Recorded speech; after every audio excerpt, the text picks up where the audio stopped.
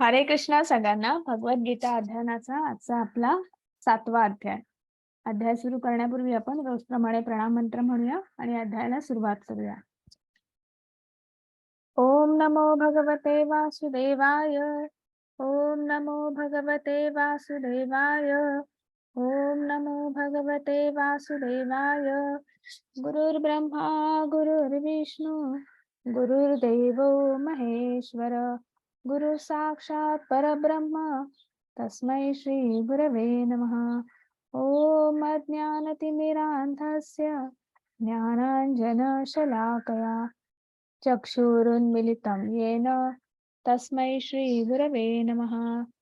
नमः ओम विष्णुपादाय कृष्णपृष्ठाय भूतले श्रीमते भक्तिवेदांत स्वामी इति नामिने.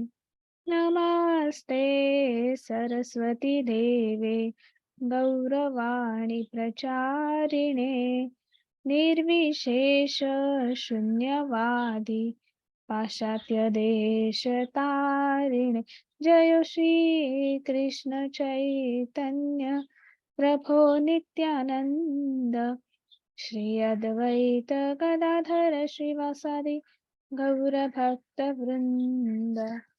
हरे कृष्णा कृष्ण कृष्णा हरे हरे, हरे राम राम राम हरे हरे. हरे कृष्णा कृष्ण कृष्णा हरे हरे, हरे राम राम राम हरे हरे. हरे कृष्णा कृष्ण कृष्णा हरे हरे, हरे राम राम राम हरे हरे. हरे कृष्णा कृष्ण कृष्णा हरे हरे, हरे राम राम राम हरे हरे. हरे कृष्णा कृष्ण कृष्णा हरे हरे, हरे राम राम राम हरे हरे. हरे कृष्णा सगळ्यांना. पुन्हा एकदा सगळ्यांचं खूप खूप स्वागत आहे. आजचा आपला 7वा अध्याय. अध्याय सुरू करण्यापूर्वी आपण श्री श्री राधा गोविंद यांना साष्टांग वंदन करूया. त्याच्यानंतर आपले गुरु श्री शील प्रभुपाद यांनाही साष्टांग वंदन करूया. त्यानंतर नामनिष्ठ दास प्रभू ज्यांच्यामुळे आपण ऑनलाईन भगवद्गीता शिकतो आहोत तर त्यांनाही आपण साष्टांग वंदन करूया. आणि सगळ्यात शेवटी कृष्ण सेवक, सर्व कृष्ण सेवकांना ज्यांच्यामुळे आपला हा 18 दिवसाचा कोर्स जो आहे तो उत्तम पद्धतीने सुरू आहे, तर त्या सगळ्यांना साष्टांग वंदन करून आपण पुढे जाऊया. माझा रोजचा प्रश्न आहे, आपण काल काय शिकलो? हरे कृष्ण. हा मैथिली माताजी, हरे कृष्ण, बोला.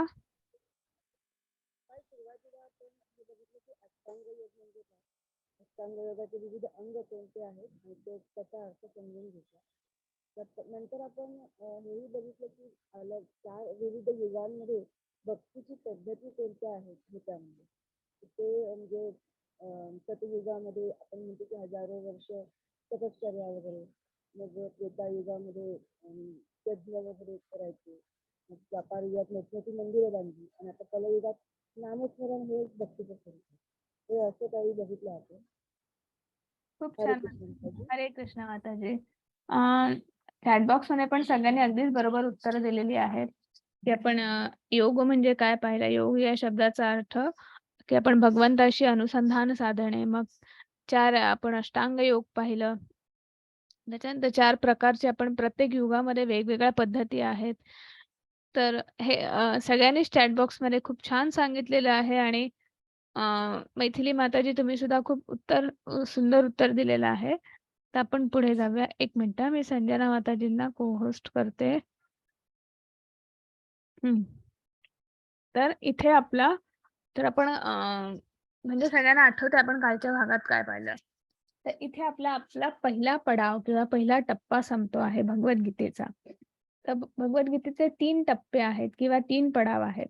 पहिला टप्पा आहे कर्मयोग, अध्याय 1 ते अध्याय नंबर 6. याच्यामध्ये हा कर्मयोग सामावलेला आहे आणि तोच टप्पा आपण पार केला. त्याच्यामध्ये 6व्या अध्यायात आपण पाहिलं की अष्टांग योग. अष्टांग योग म्हणजे कुठेतरी भगवंत सांगत आहेत की कर्म करा, कर्म करा आणि बरोबर आपल्याला भक्तीही करायला सांगत आहेत. मग भक्तीचे वेगवेगळे प्रकार काय आहेत? तर हे कुठेतरी मग ती भक्ती कशी करायची? परमेश्वराशी अनुसंधान कसं साधायचं? तर मग योग म्हणजे काय? तर परमेश्वराशी अनुसंधान साधणे. मग त्याचे 8 प्रकार आहेत. तर यम, नियम मग आपण शरीराला ते कसे लावून घ्यायचे? मग त्याच्या अंतर्बाह्य शुद्धता, स्वच्छता मग प्राणायाम असेल, मग ध्यान असेल, धारणा असेल, अशा वेगवेगळ्या पद्धतीने आपण परमेश्वराशी अनुसंधान साधू शकतो.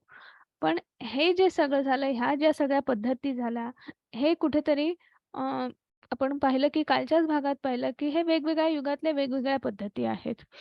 मग आपल्याला कलियुगातली पद्धत जी आहे, मग कलियुगात काय आहे? कलियुगात एकच यज्ञ आहे आणि तो म्हणजे नामजप.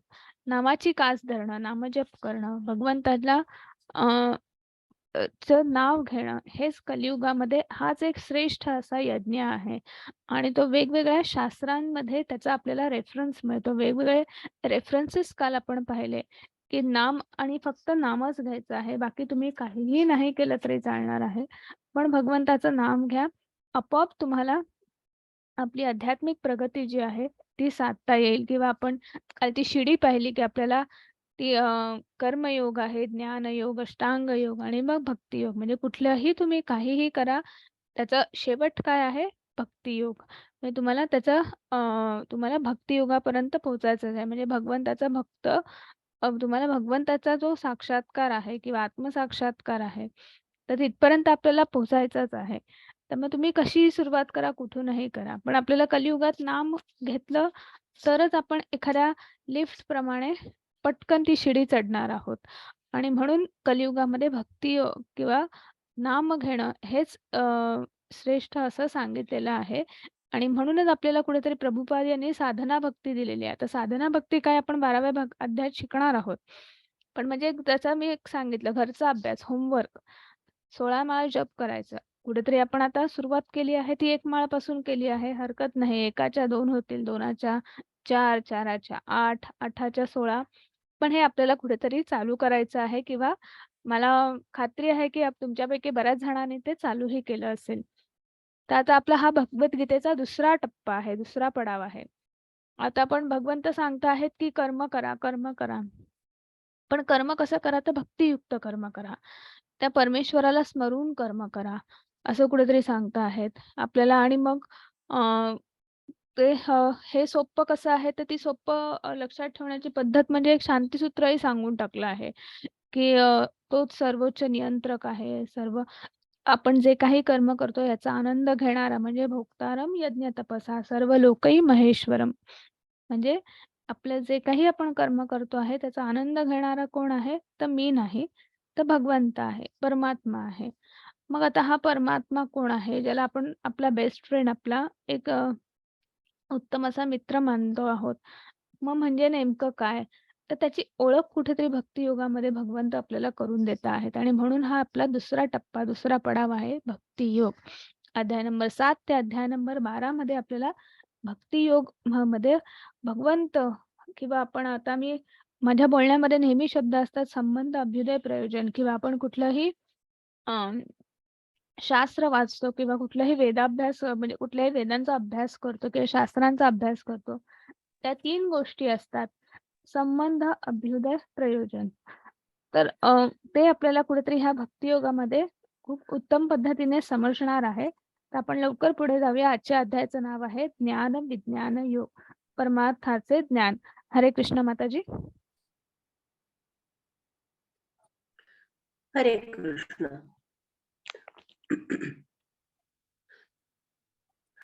श्री भगवानुवाच यासक्तमनः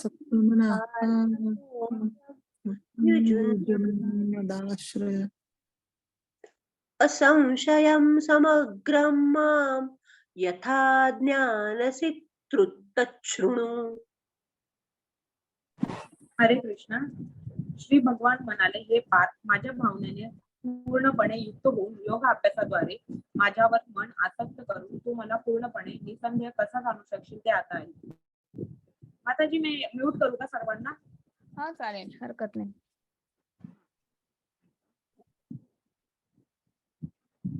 हरे कृष्णा. हरे कृष्णा. म्यूट केलेलं आहे, पण जर मी कधी प्रश्न विचारला तर सगळ्यांनी म्हणजे आपण तुम्ही तुमचा डिजिटल हँड रेस करून आपण तुम्हाला अनम्यूट करू शकतो. ठीक आहे. आपण आता पुढे जाऊया. इथे भगवंत आता आजच्या अध्यायाची सुरुवात आहे भगवान वाच. तुम्ही एक पाहिलं असेल की आता आपण रोज अध्याय सुरू होण्याच्या आधी श्लोक पठण ऐकतो आहे किंवा जर कोणी भगवद्गीतेचे श्लोक संपूर्ण वाचले असतील तर जेव्हा अर्जुन काही सांगतात तेव्हा अर्जुन उवाच असतं. जेव्हा संजय काही सांगतात तेव्हा संजय उवाच असतं. धृतराष्ट्रांचा एक श्लोक आहे तिथे पण धृतराष्ट्र उवाच आहे. पण जेव्हा भगवंत सांगतात तेव्हा ते भगवान उवाच आहे. म्हणजे भगवंत परमात्मा परमेश्वर भगवान श्रीकृष्ण उवाच कधीच नाही आहे. ते भगवान उवाच आहे. कारण की भगवंत आपल्याला ते दिव्य ज्ञान देत आहे. त्यांच्या त्या दिव्य मुखातून आपल्याला मिळतं आहे आणि त्या परमात्म्याच्या याच्यात आणि म्हणूनच ते भगवान वाच. मग आता इथे आपल्याला आजच्या भागात आता इथे भगवंत काय सांगता आहेत की आता मी तुला जे सांगणार आहे की ते तू शांतपणे ऐक. म्हणजे काय तर तच्छृणु. तुला निसंदेही तू याच्या पलीकडे कुठलंही दुसरं ज्ञान नसेल असं इथे भगवंत सांगता आहेत की पूर्णपणे आतापर्यंत भगवंत काय सांगत होते, कुठल्याही प्रलोभनांना भौतिक आसक्तींना तुम्ही बळी पडू नका किंवा आसक्त होऊ नका.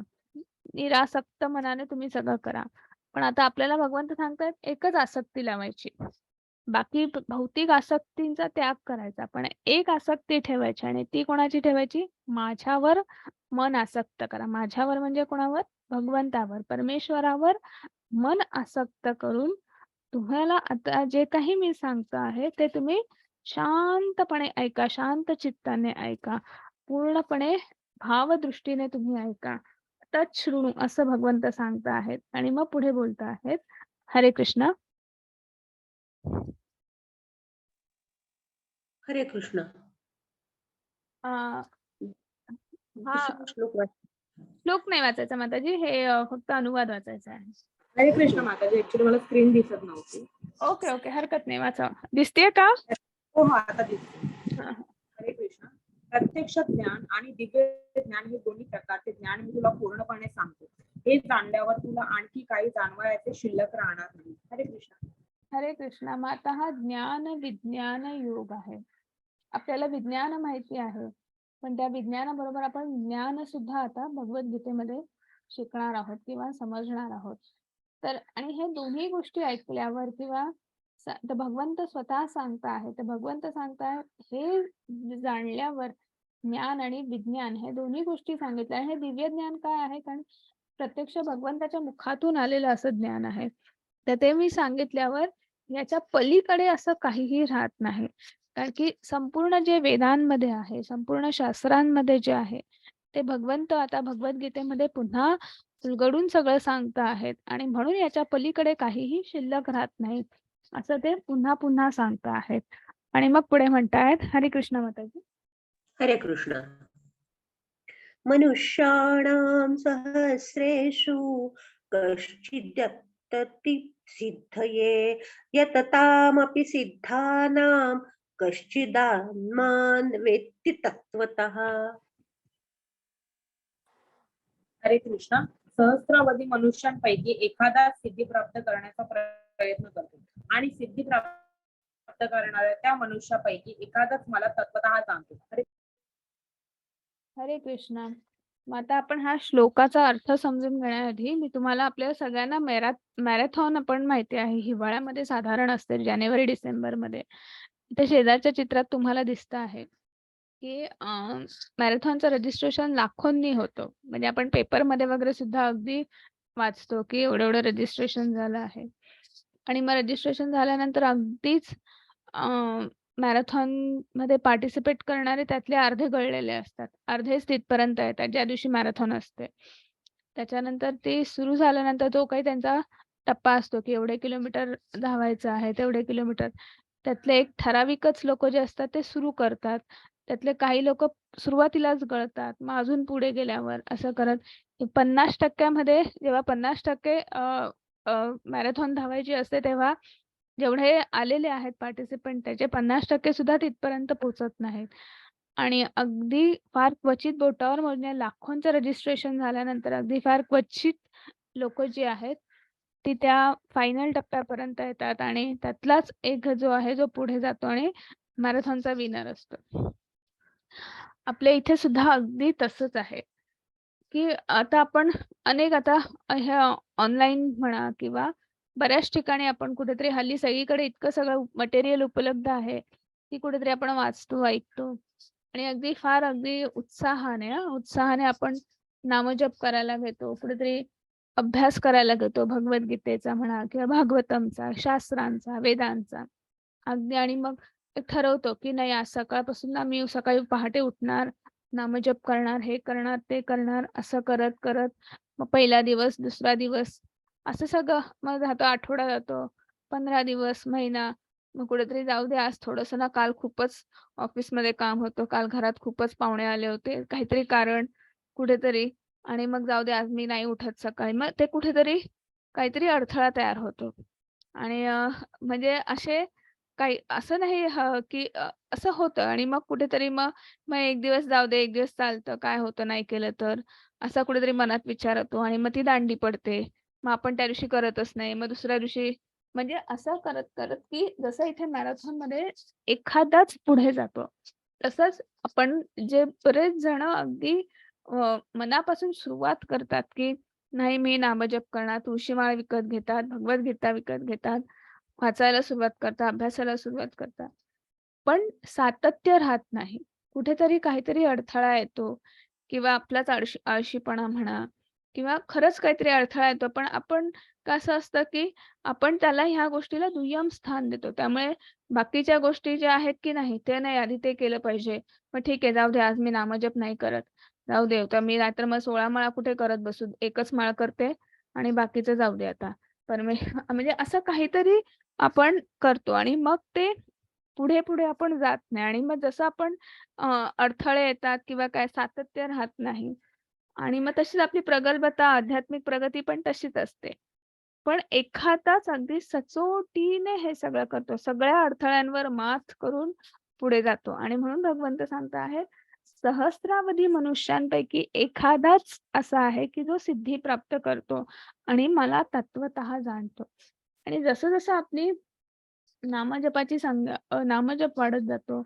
आपला वेदांचा, शास्त्रांचा अभ्यास वाढत जातो. नामजप जसा-जसा वाढत जातो, अंतर्बाह्यता, बाह्य शुद्धीकरण जसं-जसं होत जातं ना, तसं-तसं आपण जे काही वाचतो आहोत, जे काही आपण तर ते आत्मसात आपल्याला म्हणजे ज्ञानाचा जो प्रकाश आहे, प्रकाश म्हणण्यापेक्षा की ते ज्ञान अजून उत्तम पद्धतीने आपल्याला समजायला लागतं, समजायला मदत होते. आणि मग असा जो सातत्याने करतो, तो असा कोणीतरी एखादाच आहे. जसा मॅरेथॉन कोणीतरी एकटा जिंकतो, तसा असा कोणीतरी एखादाच असतो आणि म्हणून आपल्याला परवाच्या अध्यायात श्लोक होता, की नाही एखादाच कोणीतरी असतो तो, की मग तो गुरुपदावर किंवा संत पदावर असतात ते अगदी अगदी एखाद्या तर अशाच पद्धतीने इथे भगवंत पुन्हा सांगत आहेत, की एखादाच कोणीतरी असतो, की जो अ, पुढेपर्यंत किंवा मला तत्वतः जाणू शकतो किंवा त्याचे प्रयत्न जे आहेत ते 100% सफल होतात. आणि मग भगवंत सांगायला सुरुवात करत आहेत, की भगवंत चराचरात आहेत. मग म्हणजे कशा-कशात आहेत ते आता आपण बघणार आहोत. हरे कृष्ण माताजी. हरे कृष्ण माताजी. भूमिरापो नलो वायुः खं मनो बुद्धिरेव च अहंकार इति यं मे भिन्ना इति यं मे भिन्ना प्रकृतिरष्टधा. हरे कृष्णा. पृथ्वी, पाणी, अग्नी, वायू, आकाश, मन, बुद्धी आणि अहंकार या 8 माझ्या भिन्न प्राकृतिक शक्ती आहेत. हरे कृष्णा. हरे कृष्णा. मग आता इथे भगवंत सांगत आहेत, की मी कशा-कशात आहे. ते त्यांच्या ज्ञान विज्ञान योग आहे ना. मग आता आपण आधी विज्ञान बघूया. की आता आपलं आपलं शरीर जे आहे स्थूल शरीर आणि सूक्ष्म शरीर. स्थूल शरीर काय आहे? पंचमहाभूतांनी बनलेलं. सूक्ष्म शरीर कशापासून बनलं आहे? मन, बुद्धी, अहंकार. म्हणजे ह्या भिन्न ज्या प्रकृती आहेत, पृथ्वी, पाणी, अग्नी, वायू, आकाश आणि मन, बुद्धी, अहंकार ह्या 8 भिन्न प्रकारच्या ज्या प्रकृती आहेत, त्या भिन्न प्राकृतिक शक्ती म्हणजे कोणापासून ते शक्ती हा कोणाचा विस्तार आहे? तर तो भगवंताचाच विस्तार आहे. माझ्याच भिन्न प्रकृती आहेत, असं इथे भगवंत सांगताहेत. माझीच शक्ती आहे. म्हणजे इथे कुठेतरी आपला पुन्हा आता आपण संबंध बघतोय आपला आणि भगवंताचा संबंध काय? तर संबंध अभ्युदय प्रयोजन मधलं. तर आपलं जे स्थूल शरीर जे आहे ते 5 पंचमहाभूतांनी बनलेलं आहे. आणि त्या पंचमहाभूत हे कोणाचा विस्तार आहे किंवा ती शक्ती कोणाची आहे? तर भगवंताची आहे. सूक्ष्म शरीर, मन, बुद्धी, अहंकार हे कोणाची शक्ती आहे? कोणाचा विस्तार आहे? तर तिथे सुद्धा भगवंत आहेत. म्हणजे ह्या 8 गोष्टी ज्यांच्यापासून आपलं हे अचेत असं शरीर बनलेलं आहे, तर ते सुद्धा भगवंताच्याच प्राकृतिक शक्तीचा तो विस्तार आहे. आता आपण पुढे बघूया. हरे कृष्ण. हरे कृष्ण.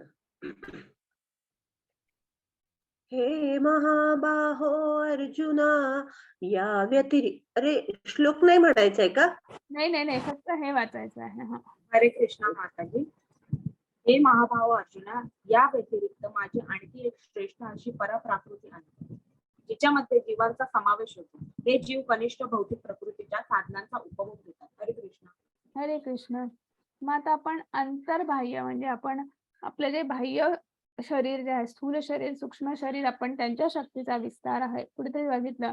त्यानंतर आता भगवंत सांगतायत, माझी या व्यतिरिक्त अशी एक प्रकृती आहे किंवा जिला पराप्रकृती असं म्हणतात. म्हणजे आपण आणि तिच्यामध्ये सर्व जीवांचा समावेश आहे की हे जीव आणि हे त्या कनिष्ठ भौतिक प्रकृतीच्या साधनांचा उपभोग घेतात. म्हणजे भगवंतांची ही जी पराप्रकृती आहे, जिच्यामध्ये सर्व सजीवांचा म्हणजे सर्व सजीव म्हणजे आपण आता पाहिलं आहे की 84 लक्ष योनी जे आहेत तर आहे की नाही, तर त्याच्यामध्ये जे सगळे जीव आहेत, जे सजीव आहेत ते भगवंताचाच अंश आहेत आणि त्या ह्या प्रकृतीचा भगवंत पण सांगताहेत की त्याचा उपभोग घेत आहेत. तिथे त्या सर्व जीवांचा समावेश आहे. म्हणजे आपल्या या ब्रह्मांडाबद्दल भगवंत कुठेतरी सांगताहेत की ही कनिष्ठ भौतिक प्रकृती आहे आणि त्याच्यामध्ये जे भौतिक साधनं जे आहेत, ती जे भौतिक प्रकृती जी आहे, तिचा ते तिथे उपभोग घेत आहेत. आणि मग पुढे सांगता आहेत. हरे कृष्ण माताजी. हरे कृष्ण. सर्व सृष्ट प्राणी मात्रांचा उद्गम या 2 शक्तीमध्ये होतो. या जगतामध्ये जे काही भौतिक आणि आध्यात्मिक आहे यांचा उत्पत्ती करता आणि प्रलय करताही मीच आहे, हे निश्चितपणे जाण. 7.7 हे धनंजया, माझ्याहून श्रेष्ठ असे दुसरे कोणतेही तत्वज्ञ नाही. दोऱ्यात ओवलेल्या मण्याप्रमाणे सर्व काही माझ्यामध्ये आश्रित आहे. हरे कृष्ण. हरे कृष्ण. मग आता आपण पाहिलं की पराप्रकृती ज्याच्यामध्ये सर्व सजीवांचा समावेश आहे आणि आता पुढे भगवान सांगतात की ह्या सर्व तशीच एक अपरा प्रकृती आहे. जशा पराप्रकृतीमध्ये सर्व जीवांचा समावेश आहे, तसा अपरा प्रकृतीमध्ये जिथे भगवंता जी आपण म्हणू शकतो की भगवत धाम जे म्हणू शकतो, तर ती अशी आहे, ती अपरा प्रकृती आहे. आणि मग ती ज्याला आपण आध्यात्मिक प्रकृती सुद्धा म्हणू शकतो. तर आता इथे भगवंत सांगत आहेत की सर्व सृष्टीचा सर्व ज्या काही प्रकृती ज्या आहेत त्यांचं उगमस्थान जे आहे किंवा त्या माझ्यापासूनच त्याचं उत्पत्ती झालेली आहे आणि आपलं हे जे ब्रह्मांड आहे त्याची उत्पत्ती ही भगवंतापासून झालेली आहे आणि त्याचा जो प्रलय जो होणार आहे किंवा ती लयास पावणार आहे तर त्याचा प्रलय करताही मीच आहे. म्हणजे उत्पत्ती, स्थिती, लय हे जे आपल्याला माहिती आहे. स्थिती म्हणजे पालन पोषण करणारा जो आपल्या अंतरंगात स्थित आहे, आपलं पालन करतो आहे आणि लय म्हणजे ही ब्रह्मांड जे आहे तर आपलं हे ब्रह्मांड जेव्हा लयास जाईल किंवा तेव्हा सुद्धा ते सुद्धा भगवंताच्याच शक्तीचाच विस्तार आहे किंवा त्यांच्यापासूनच होणार आहे, हे पुन्हा पुन्हा भगवंत सांगत आहेत. मग दुसरीकडे म्हणता आहेत की हे जे ब्रह्मांड आहे किंवा हे जी प्रकृती आहे, पराप्रकृती जी आहे, याच्यामध्ये ह्या ब्रह्मांडामध्ये वेगवेगळे ग्रह आहेत किंवा आपण गोलोका चार्ट आपण 1-2 दिवसामध्ये मी तुम्हाला सांगते. आपल्या WhatsApp ग्रुपवर येईल. आपल्याला तो शिकायलाही मिळेल. तर ह्याच्यामध्ये वेगवेगळे ग्रह आहेत, वेगवेगळे तारे, चंद्र सगळं आहे. तर हे जे ब्रह्मांड जे आहे, तर हे एका कक्षेमध्ये हे सगळे आहेत. हे जे ग्रह आहेत, हे सगळे एका कक्षेमध्ये आहेत. असं होतं का? कधी आपण ऐकलंय का? कधी वाचलंय का? कुठे की ह्या ग्रहाची जागा ह्या ग्रहाने घेतली आहे किंवा त्याने नाही. ते एका कक्षेत आहेत. एका कक्षेत आहेत म्हणजे काय? तर इथं व्यास मुनींनी खूप उत्तम पद्धतीने त्याला उपमा दिलेली आहे, की एक मोत्यांची माळ असते. मोत्यांची माळ आपल्याला माहिती आहे, की अशी मस्त मोत्यांची सुंदर अशी माळ असते. पण ती माळ कशी बनते? त्याच्या आतमध्ये एक दोरा असतो. आपल्याला तो दोरा दिसतो का? नाही. सुंदर पद्धतीचे ते मोती दिसतात, हो की नाही? आणि मग ते शोभून दिसतात. ती जर आपण देवाला जरी चढवली तरी शोभून दिसते किंवा कोणी गळ्यात जरी परिधान केली तरी ती उत्तम अशी शोभून दिसते. त्याच पद्धतीने आपलं हे जे ब्रह्मांड जे आहे, ते एका दोऱ्यात प्रमाणे मग ते दोरा म्हणजे काय आहे? तर भगवंतांची जी शक्ती जी आहे, तर त्या शक्तीने ते बरोबर एकाच जागेमध्ये स्थित आहे. ते एका कक्षेमध्ये आहेत. त्यांच्या कक्षा त्या बदलत नाही आहेत. पण आपल्याला मोत्यांच्या माळीमधला दोरा दिसतो का? तसंच आपल्याला त्या ब्रह्मांडामधल्या त्या ज्या आपल्या जे हे ग्रहमंडळ आहे किंवा हे सूर्यमंडळ आहे, तिथे ती आपली शक्ती दिसत नाही की आपल्याला जाणवत नाही. पण ते ब्रह्मांड आपल्याला दिसतं की इथे ह्या ग्रहांची जागा ही आहे, ते ह्या कक्षेत आहे, ते त्या कक्षेत आहेत. तर अशा पद्धतीने आपलं हे संपूर्ण ब्रह्मांड किंवा हे सगळे जे ग्रहमंडळ जे आहे, ते एका दोऱ्यात ओवल्याप्रमाणे जसा मोत्यांच्या माळेतला दोरा आपल्याला दिसत नाही, तसं भगवंताची जी शक्ती जी आहे ती आपल्याला जाणवत नाही, दिसत नाही. पण त्या शक्तीमुळेच ते एकाच आपल्या स्थितीने आपल्या कक्षेमध्ये आहेत. ते आपली जागा सोडत नाही आहेत आणि त्या पद्धतीने ते आपापल्या जागेवर शोभून आहेत, स्थित आहेत. मग पुढे भगवंत सांगत आहेत, हरे कृष्ण. हरे कृष्ण. रसोऽहमप्सु कौन्तेय प्रभास्मिं शशिसूर्ययोः प्रणवः सर्ववेदेषु शब्दः खे पौरुषं नृषु. हरे कृष्ण माताजी. हरे हरे कृष्ण. कृष्ण. हे कौंतेया, पाण्यामधील रस मी आहे, चंद्र आणि सूर्याचा प्रकाश मी आहे, वैदिक मंत्रांमधील ओंकार मी आहे, आकाशातील शब्द मी आणि मनुष्यामधील सामर्थ्य मी आहे. हरे कृष्ण.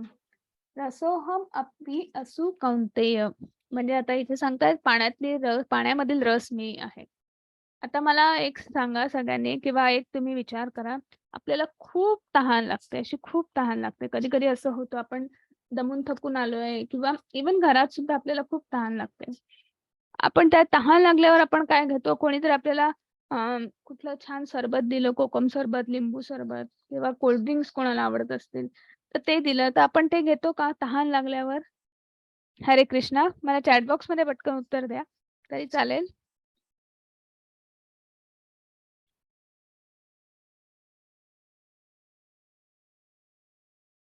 नाही.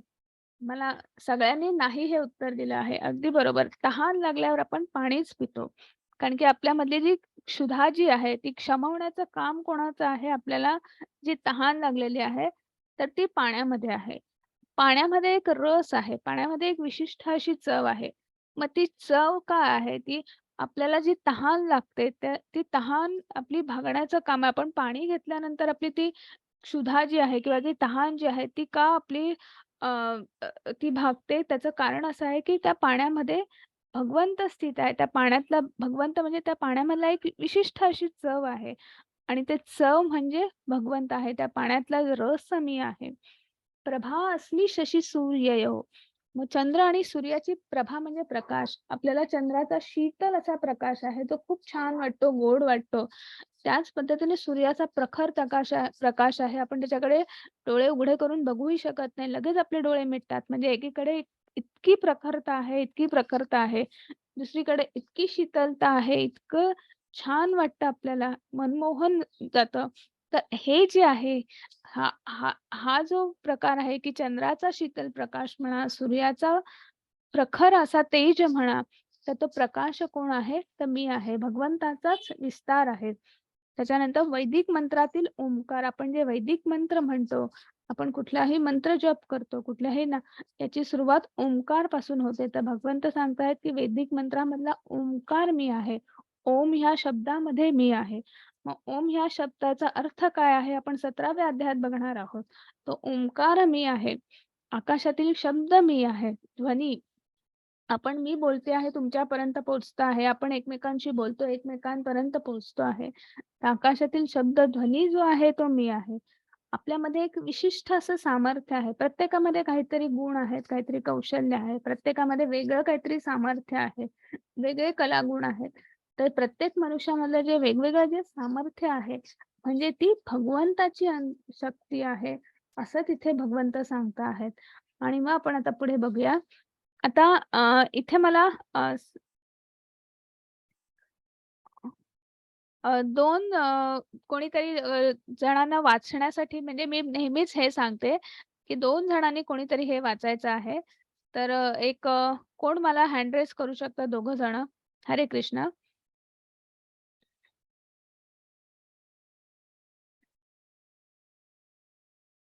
प्रिया माताजी आल्या आहेत का?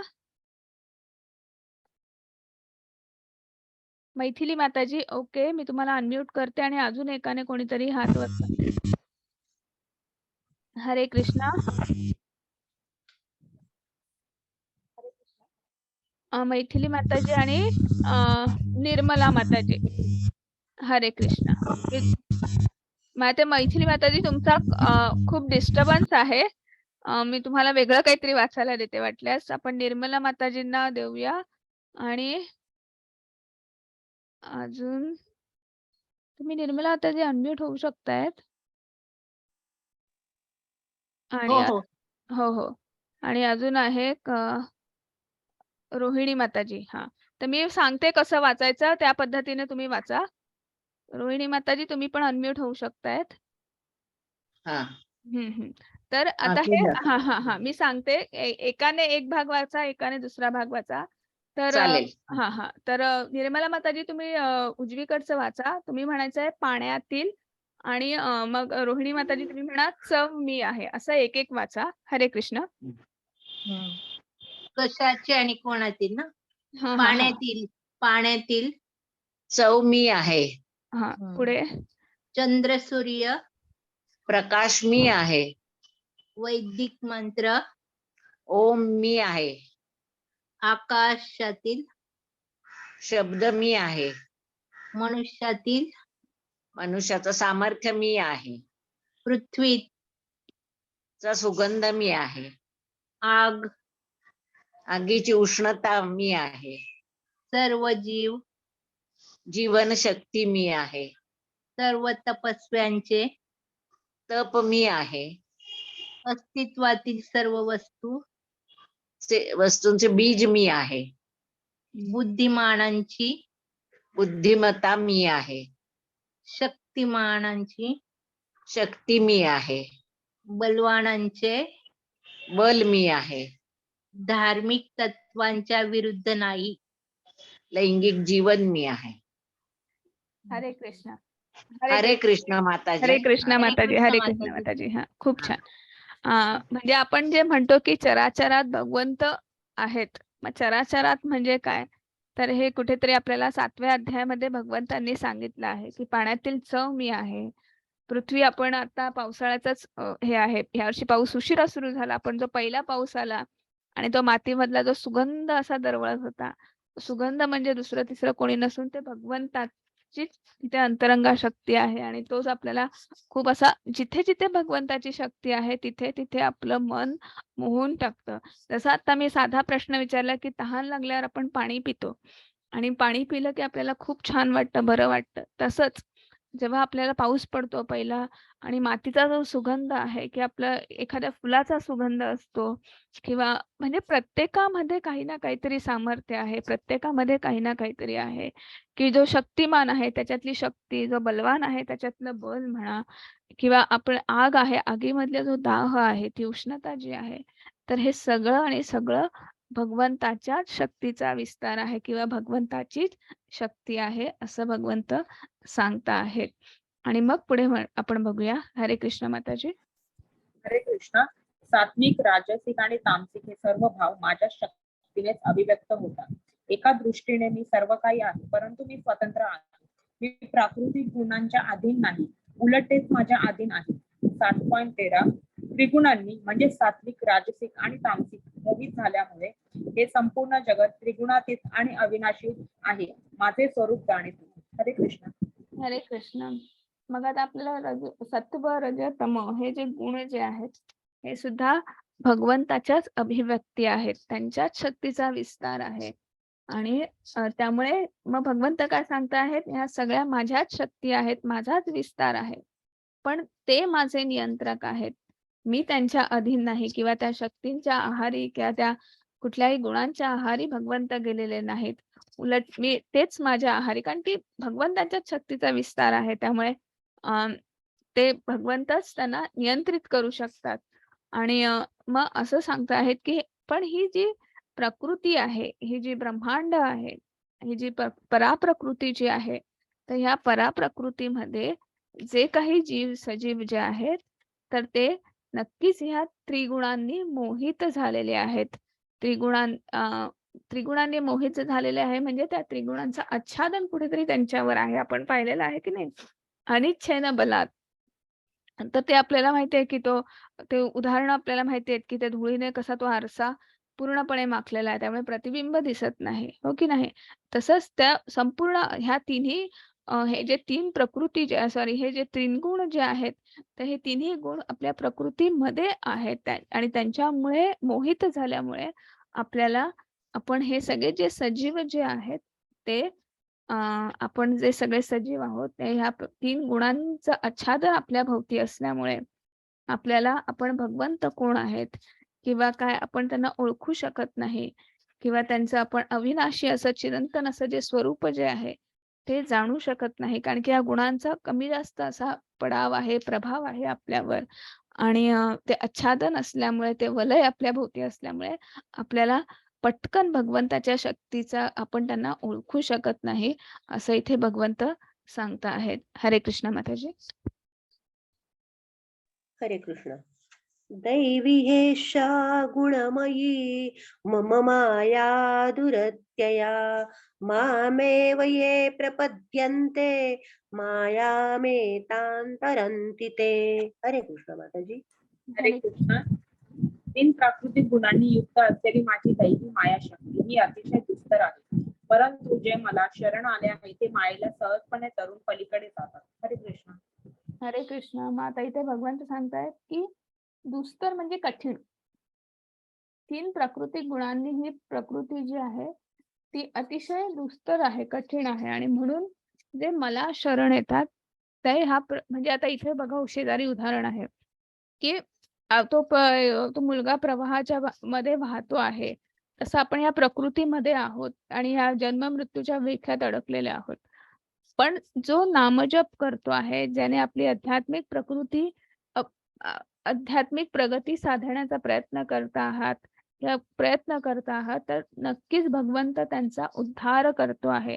त्यांना ह्या ह्या प्रलयात, ह्या प्रवाहातून ते तारून बाहेर काढत आहेत आणि मोक्षधामापर्यंत पोहोचवत आहेत. असं इथे भगवंत सांगत आहेत, की ही जी माया जी आहे, मायेचा पाश आपण म्हणतो, तो आपल्याला तोडणं फार आणि फारच कठीण आहे.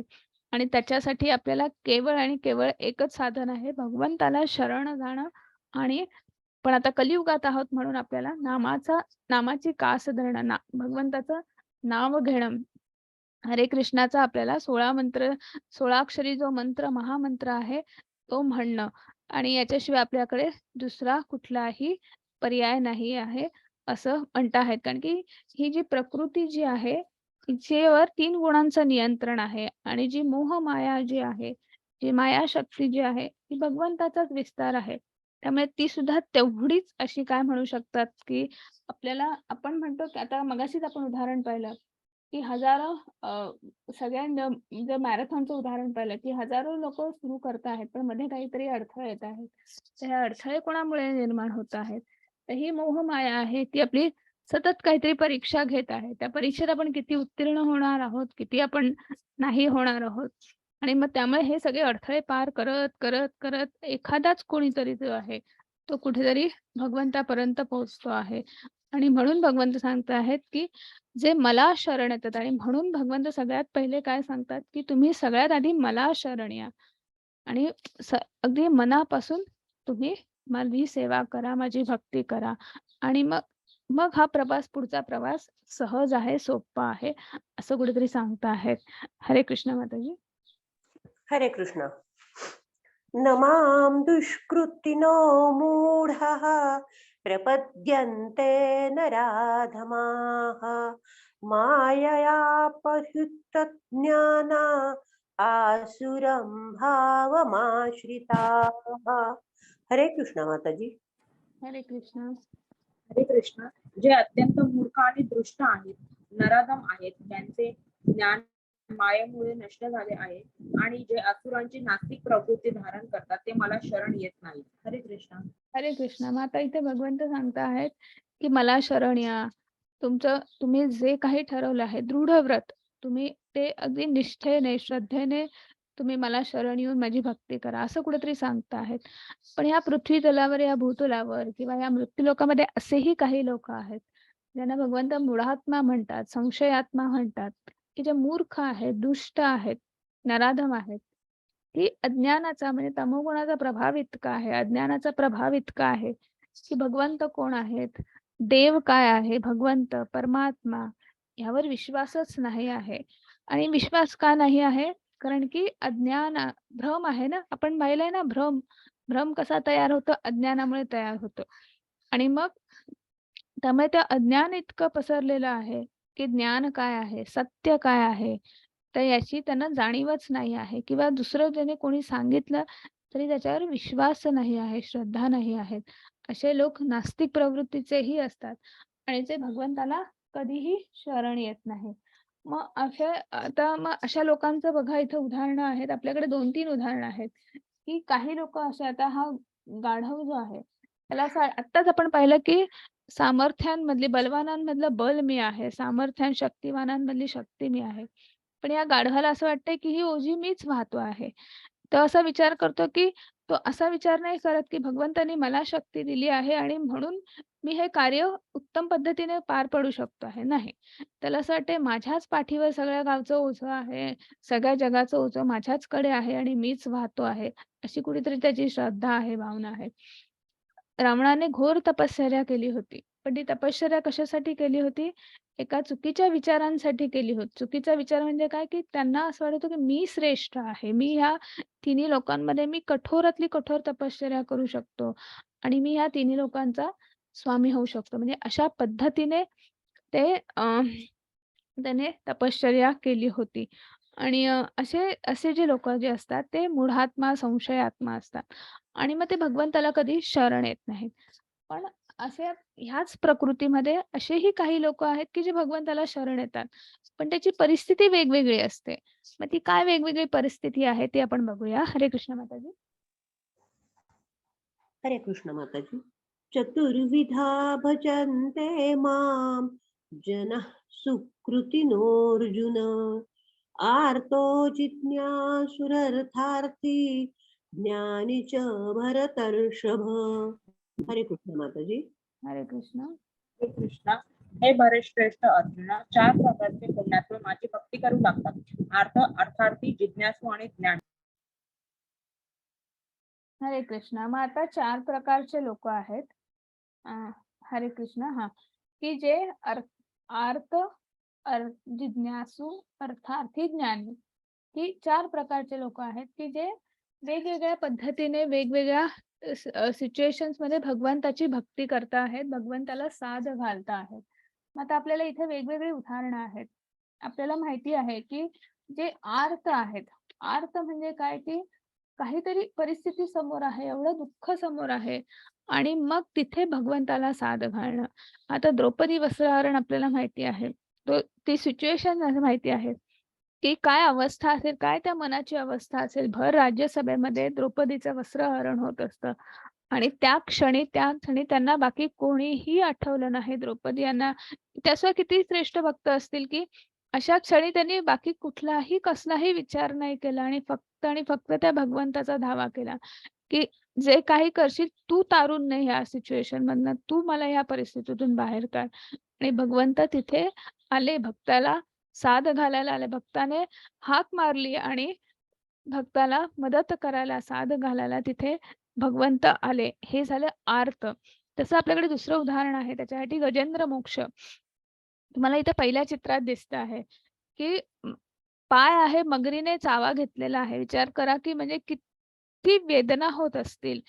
पण तेवढी ती वेदना बाजूला सारून वरून जेव्हा भगवंत त्यांना दिसत आहेत, की ते जात आहेत, तर त्यांनी त्या तलावामधलं कमळ जे आहे, ते कमळ पुष्प ते त्या भगवंतांच्या चरणी वाहत आहेत.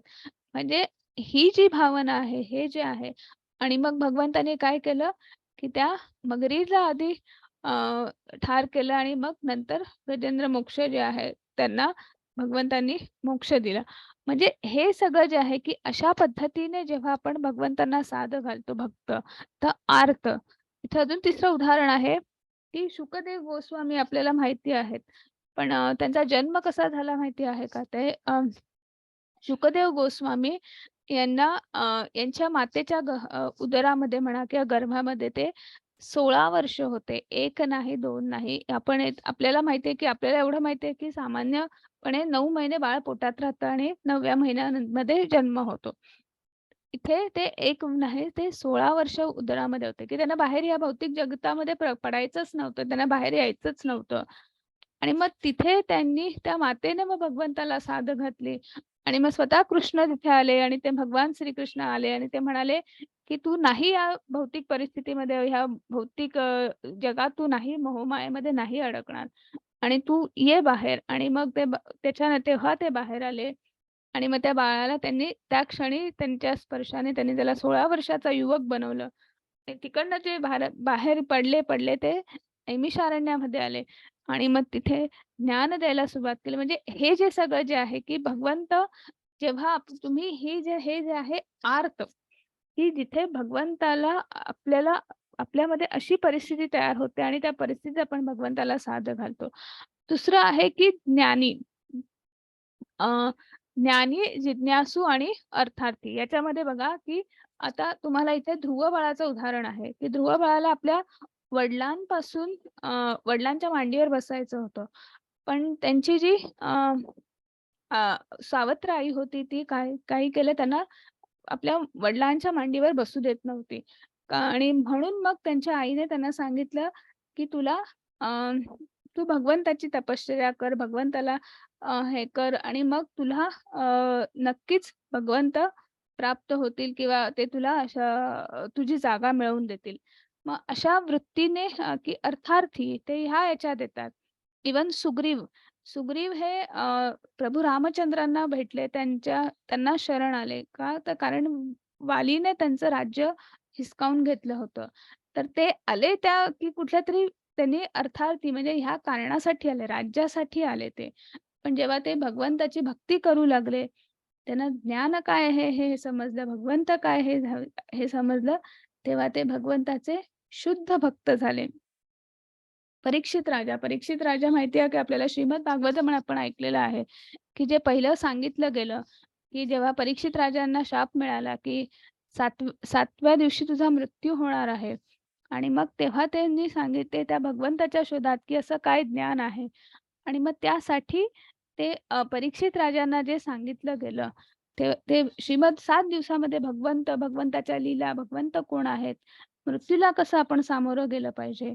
मग त्या भगवंताच्या सगळ्या लीला आणि हे सगळं जे 7 दिवसात सांगितलं गेलं, हेच एक दुसरं-तिसरं काही नसून श्रीमद भागवंत ते 7 दिवसाचा तो सप्ताह जो असतो, तर ते जे आहे आणि त्याच्यानंतर नैमिषारण्यामध्ये अनेक ऋषीमुनींना भगवंताबद्दल भागवतम काय म्हणजे भागवत धर्माचं पुराणाचं जे पठण जे झालं, म्हणजे ते जिज्ञासू होते. त्यांना ज्ञान ग्रहण करायचं होतं आणि म्हणून मग त्यांनी असे तिथे भागवतमचा पुन्हा पाठ झाले, पुन्हा तिथे सांगितलं गेलं.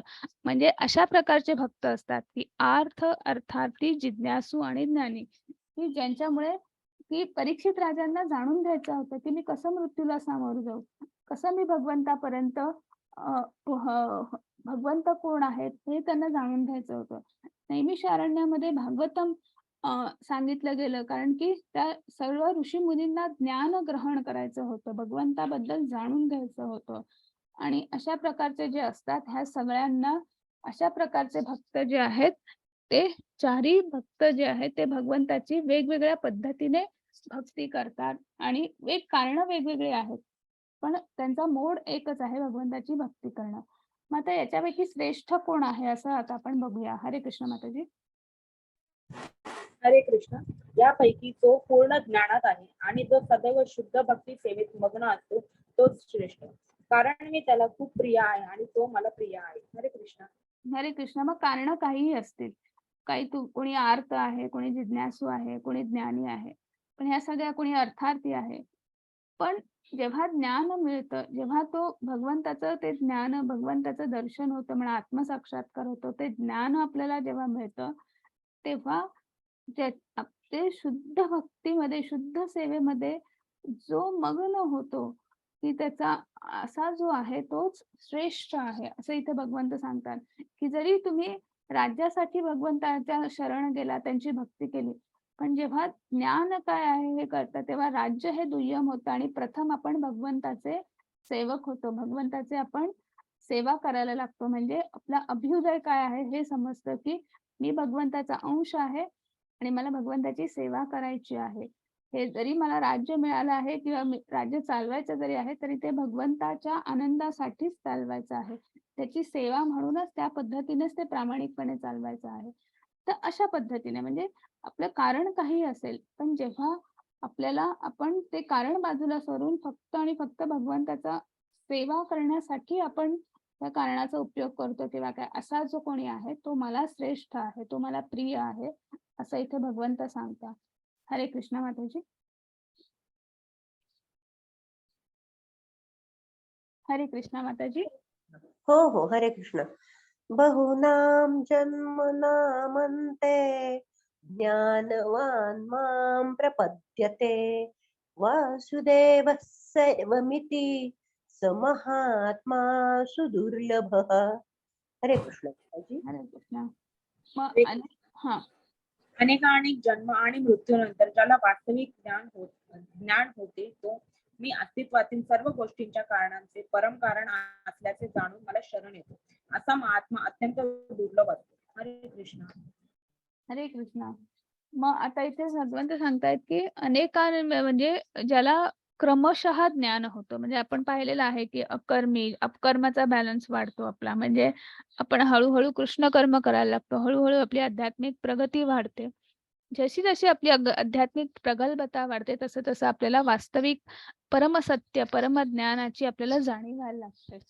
आणि मग हे भगवंत कोण आहेत, आपण त्यांना कसं शरण गेलं पाहिजे असं हे कुठेतरी त्याची जाणीव होते आणि ते त्या पद्धतीने कृतीही करतात. इथे भगवंत सांगतात असा एकच असा महात्मा जो आहे, जो दुर्लभ आहे. म्हणजे आपण हे पुन्हा पुन्हा भगवंत सांगत आहेत की कोणीतरी एकच, मगाशी जसं मॅरेथॉन मध्ये पाहिलं, असं एकच कोणीतरी असतो की जो मॅरेथॉन धावतो आहे पण तो जिंकतो आहे. तशाच पद्धतीने की अनेक जन्म मृत्यू त्याच्या विळख्यातून हे फेऱ्यांमधून एखादाच कोणीतरी जो असतो की ज्याला वास्तविक ज्ञानाची प्राप्ती होते आणि तो मला शरण येतो, मनापासून शरण येतो. आणि असा एखादाच महात्मा, तो संत पदावर असतील, ते गुरुपदावर असतील आणि मग ते बाकीच्यांना सुद्धा मग ते भगवंताचा ज्ञान देण्याचा प्रयत्न करतात. ज्ञान म्हणजे प्रचार प्रसार करण्याचा प्रयत्न करतात असं इथे भगवंत सांगतात की असा कोणीतरी एखादाच असतो की जो ह्या प्रवासामध्ये पुढे पुढे पुढे जाऊ शकतो आणि मला शरण येतो. त्याचं कारण असं आहे की दृढ व्रत आपण कितीही ठरवलं, कितीही काय, आणि म्हणून की आपण जे काही करतो आहे ते मनापासून करणं, श्रद्धेने, भावनेने आणि दृढ व्रत की काहीही झालं तरी मी भगवंताचं नाव घेणारच, काहीही झालं तरी मी तेवढं करणारच. आणि मग हळूहळू आपल्याला आध्यात्मिक प्रगती साधता येते. पुढे आपण बघूया. हरे कृष्ण माताजी. हरे कृष्ण. ज्यांचे ज्ञान भौतिक कामनांनी हिरावलेले आहे ते अन्य देवदेवतांना शरण जातात आणि आपल्या स्वभावानुसार आराधनेच्या विशिष्ट विधी विधानांचे पालन करतात. 7.21 मी परमात्मा रूपाने प्रत्येकाच्या हृदयात स्थित आहे. जेव्हा मनुष्य विशिष्ट देवतेची उपासना करण्याची इच्छा करतो तेव्हा त्या विशिष्ट देवतेवर मी त्याची श्रद्धा दृढपणे स्थिर करतो, जेणेकरून तो त्या देवतेची उपासना करण्यास स्वतःला समर्पित करू शकतो. हरे कृष्ण.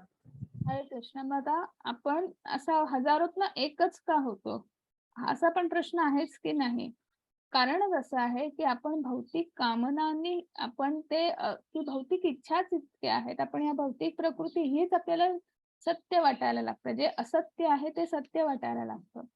आणि त्यामुळे त्या इच्छा आकांक्षा तितक्या असतात की आणि मग काही त्याच्यावर पलीकडे आपण विचार करू शकत नाही. जरी विचार करायचा म्हटला तरी ते आपण प्रॅक्टिकली इम्प्लिमेंट करू शकत नाही. आणि म्हणून काय होतं की त्याच्या आपल्या भौतिक प्रपंचाच्या ज्या अनेक विवंचना आहेत, ते दुःख जे आहे, तर ते पेलवण्यासाठी, ते प्रश्न सोडवण्यासाठी आपण वेगवेगळ्या देवतांची उपासना करतो, वेगवेगळ्या देवतांची आराधना करतो.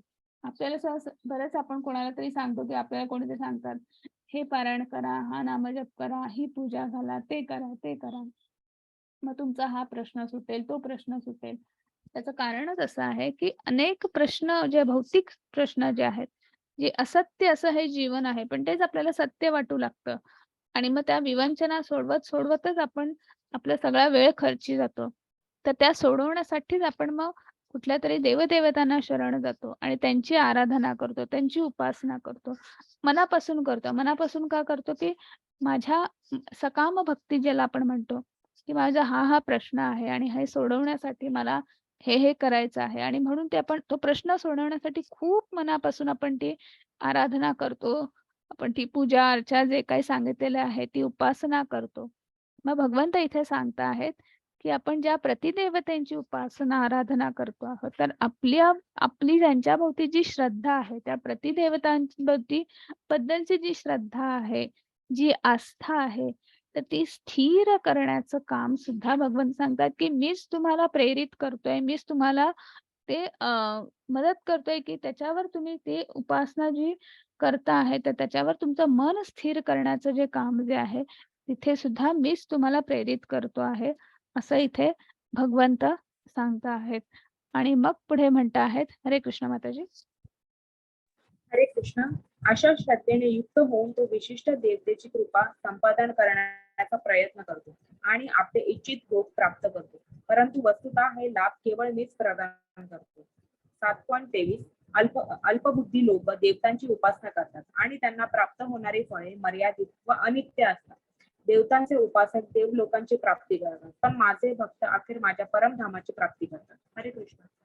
हरे कृष्ण. मग भगवंत सांगतात की आपण श्रद्धेने उपासना आराधना करतोय आणि मग ती कुठली तरी विवंचना आहे, तो प्रश्न घेऊन आपण उपासना करतो आहे आणि मग आपला तो प्रश्नही सुटतो. म्हणजे आपल्याला कुठेतरी भगवंत आपल्याला ते इप्सित फळ जे आहे ते सुद्धा प्रदान करतो, ते सुद्धा प्राप्त करतो आपल्याला. आणि मग हे भगवंत काय सांगतायत की तुम्ही ज्या प्रतिदेवतांची आराधना उपासना करता आहेत, तर ते जे फळ जे देत आहेत, ते जे तुम्हाला जो काही कृपा प्रसाद देत आहेत, तो कोणाच्या प्रेरणेने देत आहेत, तर भगवंताच्याच प्रेरणेने, त्यांच्याच आज्ञेने ते देत आहेत की आणि म्हणजे त्यांचं अप्रूव्हल म्हणा, त्यांचं परमिशन म्हणा, त्याच्यावरूनच आपल्याला ते फळ जे आहे ते आपल्याला मिळतं आहे. आणि पण काय होतं, ही सकाम भक्ती आहे की नाही? मग जेव्हा सकाम भक्ती करतो तेव्हा काय होतं, की आपण त्या प्रतिदेवतांची पूजा करतो आहोत, त्यांची आपण आराधना करतो आहोत. पूजा केली, उपासना केली, त्याचं फळ मिळालं. मग ते फळ सुद्धा मर्यादितच राहतं ना. मग पुन्हा परत उठून आपल्याला उपासना करायची आहे, भगवंताची आणि मग काय होतं, की जेव्हा आपण प्रतिदेवतांची उपासना, आराधना कुठल्यातरी भौतिक प्रश्न घेऊन करतो किंवा भौतिक इच्छेसाठी करतो, सकाम भक्ती करतो.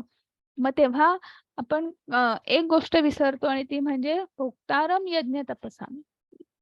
जेव्हा आपण त्या भगवंताला साद घालतो, त्याची उपासना आराधना करतो, तेव्हा मग त्याच्या आनंदासाठी आता हे आपण कशासाठी करतो आहे? माझं म्हणजे मी कोणीतरी वेगळं आहे आणि हा माझा प्रश्न आहे. आणि मग माझा प्रश्न आहे, मग तो सोडवण्यासाठी हे भगवंता तुम्हाला मदत कर. झालं की नाही? द्वैताची भावना आली की नाही? आणि मग ते समाधी उपासना करा. मग ते भगवंत ते फळ पण देतात. पण मग तरी परत काय होतं, की मग बाबा तू इथेच थांब. तू पुन्हा पुन्हा ह्या गोल-गोल, गोल-गोल जन्म-मृत्यूच्या वेख्यामध्ये कारण सकाम भक्ती करतोय ना. पण जेव्हा आपण कुठलीही उपासना, आराधना जे काही करतो आहे, एक गोष्ट लक्षात ठेवून करतो आहे, की त्याच्या आनंदासाठी. दुःख जरी असेल, आपल्या वाट्याला दुःख जरी आलं तरी ते त्याचं दुःख आहे. त्याच्या प्रतीने आपण ते भोगतो आहे. म्हणजे ते दुःख सुद्धा त्याला समर्पित, आनंद सुद्धा त्याला समर्पित. जेव्हा आपण ही भावना असेल, तेव्हाच आपण परमधामाची प्राप्ती करू शकतो. नाहीतर आपल्याकडनं होणार ती सकाम भक्तीच होणार, सकाम उपासनाच होणार आणि त्यामुळे आपण ह्या जन्म-मृत्यूच्या वेथातनं अडकणं केवळ आणि केवळ अशक्य आहे. आता आपण पुढे बघूया. हरे कृष्ण माताजी. हरे कृष्ण. मला पूर्णपणे न जाणणाऱ्या अल्पबुद्धी लोकांना वाटते की मी म्हणजे पुरुषोत्तम भगवान श्रीकृष्ण पूर्वी निराकार होतो आणि आता व्यक्तित्व धारण केले आहे. त्यांच्या अज्ञानामुळे ते माझे अविनाशी आणि अनुपम असे दिव्य स्वरूप जाणू शकत नाही. हरे कृष्ण. हरे कृष्ण. मग कसं आहे की कालच आपण ध्यान योग शिकलो. त्याच्यामध्ये ध्यान कोणाचं धरायचं, धारणा कोणाची धरायची. असे वेगवेगळे लोक आपल्या अवतीभोवती इतके वेगवेगळ्या गोष्टी उपलब्ध असतात. त्यामुळे काय होतं की आपल्याला नेमकी धारणा कोणाची धरायची आहे, ध्यान कशावर लावायचं आहे. तसंच आपल्याला नेमकी उपासना कोणाची करायची आहे. पुरुषोत्तम भगवान हे निर्गुण निराकार आहेत का सगुण साकार आहेत? त्यांचं व्यक्तित्व रूप आहे का ऊर्जेचा स्रोत आहेत म्हणजे ब्रह्मन स्वरूप आहे का परमात्मा स्वरूप आहे का भगवान स्वरूप आहे? एकाच व्यक्तीचे हे तीन आपण म्हणू शकतो की 3 प्रकार आहेत. पण मग ते बऱ्याच जणांना वाटतं की हे 3 वेगळे आहेत. बऱ्याच जणांना वाटतं हे 3 एकच आहेत. म्हणजे ह्या ज्या 3 अभिव्यक्ती आहे एकाच व्यक्तीच्या, की कोणतरी त्यांना ऊर्जेचा स्रोत म्हणत आहे, कोणीतरी त्यांना चतुर्भुज रूपी परमात्मा म्हणत आहे, कोणीतरी त्यांना भगवान स्वरूप म्हणत आहे. मग असा गोंधळ उडतो आणि मग हा गोंधळ उडणं हे सुद्धा एक प्रकारचं अज्ञानच आहे. आणि मग अशा ह्याच्यामध्ये जेव्हा आपण उपासना करायला जातो, तेव्हा आपण नक्कीच कुठेतरी आपला मार्ग चुकतोय ना. मार्ग चुकतोय म्हणजे धारणाच चुकती आहे आपली. ध्यान कोणावर लावायचं हेच समजत नाही आहे. आणि मग अशी उपासना करणं किंवा अशा लोकांना भगवंताचं दिव्य स्वरूप ते जाणू शकत नाहीत. कारण कुठेतरी अज्ञान आहे आणि म्हणून ते जाणू शकत नाही असं इथे भगवंत सांगत आहेत. आणि मग आता आपण पुढे बघूया. हरे कृष्ण माताजी. हरे कृष्ण. मूढ आणि अज्ञानी लोकांना मी कधीही प्रकट होत नाही. माझ्या अंतरंग शक्तीद्वारे मी त्यांना अप्रकट राहतो आणि म्हणून मी अजन्मा आणि अच्युत असल्याचे ते जाणू शकत नाही. 7.26 अर्जुन, मी पुरुषोत्तम भगवान भूतकाळात घडलेले सर्व काही घडत असणारे सर्व आणि भविष्य काळात घडणारे सर्व काही सांगतो. मी सर्व जीवांना जाणतो परंतु मला कोणीही जाणत नाही. हरे कृष्ण. हरे कृष्ण. मग पुन्हा आता इथे भगवंत सांगतायत जे संशयात्मा आहेत, जे मूढात्मा आहेत, जे अज्ञान आहे ना, तमो गुणाचा प्रभाव आहे. या प्राकृतिक गुणामध्ये द्वैताची भावना वाढलेली आहे आणि अहंकार वाढलेला आहे. असे जे अज्ञानी लोक जे आहेत, त्यांच्यामध्ये मी कधीही प्रगट होऊ शकत नाही किंवा त्यांच्या प्रत्येकाच्या हृदयामध्ये भगवंत स्थित आहेत. पण ते अप्रकट स्वरूपातच राहतात कारण की ते त्यांना साधच घालत नाहीत ना. आपण एक पाऊल पुढे चाललो तर भगवंत 10 चालणार आहेत. तर आपणच एक पाऊल पुढे नाही चाललो तर भगवंत कसे येतील? आणि मग अशा लोकांसाठी भगवंत हे कधीहीच प्रकट होत नाहीत किंवा त्यांचं स्वरूप काय आहे, अच्युत स्वरूप आहे, ते अजन्म आहेत. हे ते जाणूच शकत नाहीत. कधीच जाणू शकत नाहीत. त्यांना भगवंताची शक्ती, त्यांचं सामर्थ्य ते त्यांना कोणी वाचूनही समजणार नाही किंवा त्या शक्तीचा त्यांना कधी त्याचा त्यांना काय म्हणू शकतो आपण, की कधीही त्यांना प्रचिती येणार नाही किंवा त्यांचा विश्वासच नाही आहे मुळात. आणि मग भगवंत पुढे सांगत आहेत, की भूतकाळात घडलेलं भूत, भविष्य, वर्तमान ह्या सगळ्या गोष्टी प्रत्येकाच्या बाबतीत हे सगळ्यांचं सगळं भगवंत जाणता आहेत. पण मला कोणी जाणू शकत नाही. आपल्या सर्वांच्या हृदयामध्ये भगवंत स्थित आहेत आणि त्यामुळे माझं असेल, तुमचं असेल, आपल्या इथे आपण एवढे सगळे जण आहोत. प्रत्येकामध्ये भगवंत स्थित आहेत. त्यामुळे माझं भूतकाळ, माझा भविष्यकाळ, माझा वर्तमान काळ, तुमचा भविष्यकाळ, तुमचा वर्तमान काळ म्हणजे आपल्या प्रत्येकाचा ह्या ब्रह्मांडावर, या भूतलावर जेवढ्या सजीव वस्ती त्या सगळ्यांचा भूत, भविष्य, वर्तमान भगवंताला माहिती आहे. सगळ्यांचा डेटा भगवंताकडे आहे. पण जो डेटा मेंटेन करतो आहे असा भगवान आपल्यालाच त्याची जाणीव नाही आहे. आपली माहिती ज्याच्याकडे आहे, ज्याने सांभाळून ठेवलेली आहे, त्याला सगळं माहिती आहे, तोच भगवंत आपल्याला माहिती नाही आहे. माझ्यापर्यंत त्या सर्व जीवांना ची सगळं माहिती आहे. पण भगवंत कोण आहेत हे त्या जीवांना माहित नाही किंवा आपल्याला त्याची ओळख नाही, त्यांची प्रचिती नाही, परिणिती नाही, असं कुठेतरी सांगता आहेत. आणि मग पुढे म्हणता आहेत, हरे कृष्ण माताजी. हरे कृष्ण माताजी. वृषाली माताजी आहेत का?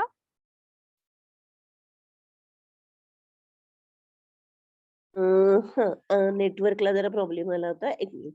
येषां त्वन्तगतं पापं जनानां पुण्यकर्मणां ते द्वन्द्वमोहनिर्मुक्ता भजन्ते मां दृढव्रताः. हरे कृष्ण. ऐकू आलं ना सगळं? हो हो हो हो. हं. हरे कृष्णा. ज्यांनी या जन्मी आणि पूर्वजन्मी पुण्यकर्म केली आहेत आणि ज्यांची पापकर्मे पूर्णपणे नष्ट झाली आहेत ते द्वंद्वरूपी मोहातून मुक्त होतात आणि दृढ निष्ठेने माझ्या सेवेमध्ये युक्त होतात. हरे कृष्णा. हरे कृष्णा. मग आता असे भगवंत सांगत आहेत की ज्यांनी पूर्वजन्मी किंवा ह्या जन्मी काहीतरी पुण्यकर्म केलं आहे, काहीतरी चांगलं काम केलं आहे, कर्म केलं आहे, तर त्यांची पूर्णपणे पापकर्म नष्ट होतात आणि ते मोहातून मुक्त होऊन माझ्या सेवेमध्ये युक्त होतात. म्हणजे कुठेतरी आपलं जेव्हा पूर्वसंचित पुण्यकर्म जमा होत आहे, जेव्हा हळूहळू, तेव्हा भगवंत आपल्याला ती एक काय म्हणू शकतात की तो एक मार्ग सुचवत आहेत आणि त्या मोहातून, ह्या द्वैतातून आपल्याला बाहेर करण्याचा रस्ता दाखवत आहेत. आणि मग आपल्यातलंच म्हणजे जेव्हा पुण्यकर्म गोळा झालं, जेव्हा आपल्यातला शुद्ध सात्विक भाव किंवा आपल्यातला सत्वगुण वाढीस लागतो आहे आपले, तेव्हा काय होतं आहे की आपण त्या पद्धतीने विचार करू शकतो आहे, त्या पद्धतीने आपण नक्कीच बाहेर पडू शकतो आहोत आपण. आणि ते कशासाठी, आणि मग आपण काय करू शकतो आहे की भगवंताची सेवा करू शकतो आहे. दृढ निश्चयाने, आपण निष्ठेने, तो निष्ठा असणं महत्वाचं, तो भाव असणं महत्वाचं आणि आपण सेवा करू शकतो. पण हे केव्हा शक्य आहे, जेव्हा की आपला पूर्व संचित गोळा झालेला आहे.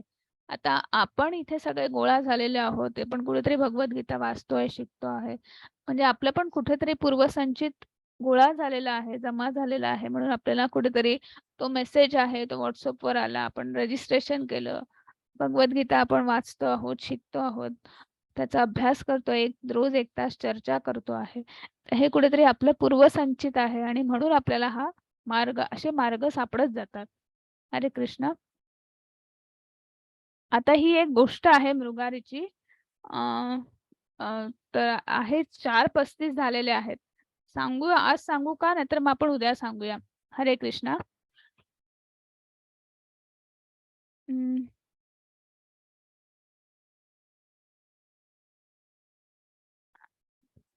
हा ठीक आहे, जाऊ दे, मी पटकन सांगते 2 मिनिटात.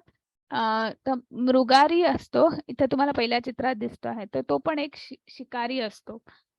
तर तो शिकार अशी करतो की तो प्रत्येक येणाऱ्या प्रत्येक वन्य प्राणी असतील किंवा काय, तर त्यांना तो मारतो. पण त्यांना असं पूर्णपणे नव्हता मारत, तो असं त्यांना अर्धवट मारत होता. आणि त्या प्राण्यांना ते जे असे तडफडतात वगैरे आहेत, तर हे कुठेतरी त्याला मग ते आनंद वाटत होता किंवा ते बघताना वगैरे असा तो मृगारी होता. आणि एकदा तो शिकार करत असताना तिकडनं बाजूने नारद मुनी जात असतात आणि ते बघतात. त्यांनी बघितलं की बाण रोखून उभा आहे आणि याने ऑलरेडी आजूबाजूला काही प्राण्यांना अर्धवट मारलेलं आहे. मग नारद मुनी तिथे येतात आणि ते पुन्हा विचारतात की बाबा, तू हे सगळं का करतो आहेस? की हे हे योग्य कर्म नाही आहे, की तुला याचं खूप पुढे तुला याचं पापकर्म लागू शकतं वगैरे. तर तो म्हणतो, की मी हे माझ्या कुटुंबासाठी करतो आहे, त्यांच्यासाठी करतो आहे. मी जर हे केलं नाही, तर मग त्यांचा उदरनिर्वाह कसा होईल? तर नारद मुनी म्हणतात, "त्याची काळजी तू करू नकोस. तू फक्त हे सोड आणि मी सांगतो ते कर." तर जसं आपण म्हणतो, "लवमात्र साधू संगे" आणि त्यांच्या एका शब्दावर मृगारी यांनी त्यांचं ते जे काही शिकार जी होती ती सोडली आणि मग नारद मुनींनी त्यांना सांगितलं, "तू हे सोड आणि तू एके ठिकाणी जा आणि तिथे भगवंताचं फक्त नामजप कर." मग मृगारी म्हणतात, "ठीक आहे, मी हे करेल, पण मग मी जेवू खाऊ काय? माझं कुटुंब काय जेवू त्यामुळे नारद मुनी म्हणतात, "त्याची काळजी तू करू नकोस."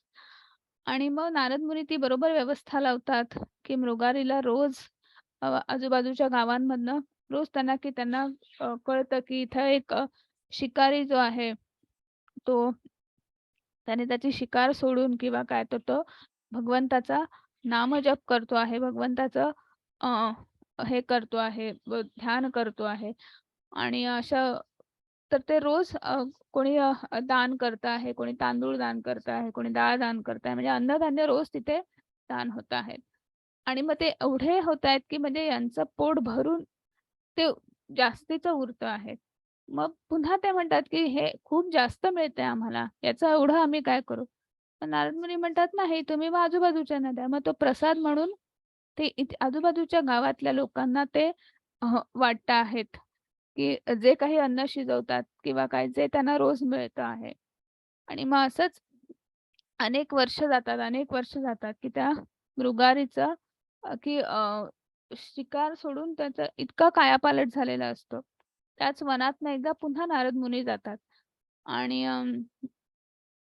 अंगिरस ऋषींबरोबर ते जात असतात आणि ते बघतात, की तिथे एक आहे, की ते अ, रांगत काहीतरी करत आहेत. नारद मुनी ओळखतात, की हा मृगारीच आहे. मग ते विचारतात, "काय रे बाबा, तू काय करतोय हे?" तर ते म्हणतात, मृगारी तिथे म्हणतात, की "नाही, मी ह्या मुंग्या ज्या आहेत ह्या बाजूला सारतो आहे, की कदाचित तुमचा पाय पडून त्यांचा तिथे मृत्यू होऊ शकतो किंवा त्यांना मरण येऊ शकतं." म्हणजे किती कायापालट झाला, की एक शिकारी जो अ, प्राण्यांना अर्धवट मारत होता आणि तो आनंद लुटत होता. तो काही वर्षांनी तो त्या मुंगीचा सुद्धा जीव वाचवत होता, की पायाखाली चालताना सुद्धा कुठलं कीटक यायला नको, कुठली मुंगी यायला नको. तर हा जो फरक आहे, हे कशामुळे नेमकं होऊ शकतं? केवळ आणि केवळ नामजपामुळे होऊ शकतं किंवा आणि म्हणून आपल्याला पुन्हा भगवंत सांगता आहेत. हरे कृष्ण माताजी. हरे कृष्ण. पूर्णपणे मतपरायण झालेले जे मला भौतिक सृष्टीचा संचालक, देवतांचा नियंत्रक, सर्व यज्ञाचा अधिष्ठाता भगवंत म्हणून जाणतात ते मृत्यू समयी सुद्धा मला जाणू शकतात. हरे कृष्ण. हरे कृष्ण. मग म्हणून इथे भगवान सांगतायत पूर्णपणे मतपरायण झालेले म्हणजे जे मला सर्व आसक्तींचा, सर्व प्रलोभनांचा त्याग करून जे मला शरण येत आहेत, जे दृढ व्रत आहेत, ते निष्ठेने मला शरण जात आहेत. तर आणि असे जे आहेत, ते मला मृत्यूपणी सुद्धा जाणू शकतात. मग आता आजचा जो श्लोक आहे, तो मृत्यूपणी सुद्धा जाणू शकतात. ह्याचं आपल्याला उद्याच्या अध्यायामध्ये खूप विस्तृतपणे आपल्याला हे बघायचं आहे, की आणि मृत्यू समय जेव्हा आपण भगवंताचं नाव घेतो किंवा ते आपण आठवतो, तेव्हा काय होतं हे सुद्धा आपल्याला उद्याच्या अध्यायात बघायचं आहे. पण एक लक्षात ठेवायचं, ह्याच्यासाठी आपल्याकडे खूप छान उदाहरण आहे, की आपलं वार्षिक परीक्षा कधी असते? मार्चमध्ये असते. पण आपला टर्म कधी चालू होतं? जूनमध्ये. जूनमध्ये ॲडमिशन्स होतात की नाही? आणि मग जून, जुलैपासून आपल्याला शिकवतात आणि मग आपण वर्षभर जर अभ्यास केला, तर आपल्याला नक्कीच वार्षिक परीक्षेमध्ये चांगले मार्क मिळतात, की आपण पेपर छान जातो, सोप्पा जातो. पण तेच आपण वर्षभर अभ्यास नाही केला आणि अगदी मार्चमध्ये परीक्षा असते, आपण जानेवारी, फेब्रुवारीमध्ये अभ्यासाला लागलो, तर मार्क पण तसेच मिळतात किंवा पेपर तसा जातो. मार्क तर हे फळ झालं, हो की नाही? पण पेपर तसा जातो आपल्याला, सोप्पा नाही जात किंवा अवघड जातो किंवा तर अशा पद्धतीने आपण जन्मापासून मृत्यूपर्यंत म्हणजे आपलं हे जे जून पासून मार्च पर्यंत जो टर्म आहे, तसंच आपला जन्म आणि मृत्यू, आपला जीवन हा कालावधी जो आहे तो एक प्रकारचा टर्म आहे, बरोबर. आपण जर अगदी सुरुवातीपासून जर आपण नामजप करायला किंवा आपण भगवंताचं नाव घेतो आहोत, त्यांना स्मरण करतो आहोत, तर नक्कीच आपल्याला जेव्हा वार्षिक परीक्षा आहे, म्हणजे आपल्याला जो मृत्यूचा जो समय जो आहे, तेव्हा आपल्याला भगवंताचं स्मरण होईल, हो की नाही. आणि नाहीतर हल्ली आपण नाहीतर म्हणतो की नाही 60 नंतर बघू, आता कशाला करायचं आहे. हा विचार केला तर मला सांगा, जर मग आपण फेब्रुवारीमध्ये अभ्यासाला सुरुवात केली, तर मार्चमध्ये पेपर कसा सोपा जाईल? तसंच आहे, जर आपण 60 नंतर 65 नंतर जर आपण नामजप करायला लागलो, त्या भगवंताचं नाव घ्यायला लागलो, तर आपल्याला मृत्यूसमयी कसं आठवणार आहे? पण मग मृत्यूसमयी आपल्याला आठवल्यावर काय होतं, हे आपल्याला उद्याच्या अध्यायात बघायचं आहे. इथेच आपण आज थांबणार आहोत. आज आपल्याला काय शिकवलं आहे किंवा आजच्या अध्यायात आपण काय पाहिलं आहे, की कृष्णाबद्दलच्या ज्ञानाचा महिमा. मग भगवान श्रीकृष्ण कोण आहेत? ज्ञान आणि विज्ञान योग आहे. विज्ञान काय आहे? हे कुठेतरी भगवंत सांगत आहेत, की मग भगवंताची जी शक्ती जी आहे, त्या शक्तीचं ज्ञान कुठेतरी त्यांनी आज दिलेलं आहे, की आपण म्हणतो जळी स्थळी काष्टी पाषाणी, चराचरात तो व्यापलेला आहे. मग चराचरात म्हणजे कुठे? जळी स्थळी काष्टी पाषाणी म्हणजे कुठे? तर ते आपल्याला आजच्या अध्यायात समजतं. मग भगवंताला कोण शरण जातं किंवा केव्हा केव्हा आपण भगवंताला साद घालतो, तर ते वेगवेगळ्या परिस्थितीतले लोक वेगवेगळ्या पद्धतीने भगवंताला शरण जातात. मग आपण भगवंताची पूजा, देवपूजा जी आहे, प्रतिदेवतांची पूजा किंवा हे, तर आपण सकाम पूजा किंवा सकाम भक्ती केल्यावर काय होतं आणि मग ते फळ कसं आपल्याला तात्पुरतं असतं, हे कुठेतरी परत भगवंत आज सांगता आहेत. आणि ब्रह्माकडून भक्तीकडे, म्हणजे मग पुन्हा तेच सांगता आहेत, की तुम्ही सकाम भक्ती जेव्हा करतो, त्यात फळ हे तात्पुरतं असतं. म्हणून कुठेतरी पुन्हा सांगतायत, की तुम्ही मला पूर्णपणे मतपरायण व्हा आणि मला शरण या आणि पूर्णपणे माझ्यावर आसक्ती ठेवून माझी भक्ती करा. असं पुन्हा पुन्हा भगवंत सांगता आहेत. आणि इथेच आपला आजचा अध्याय संपलेला आहे. हरे कृष्णा सगळ्यांना.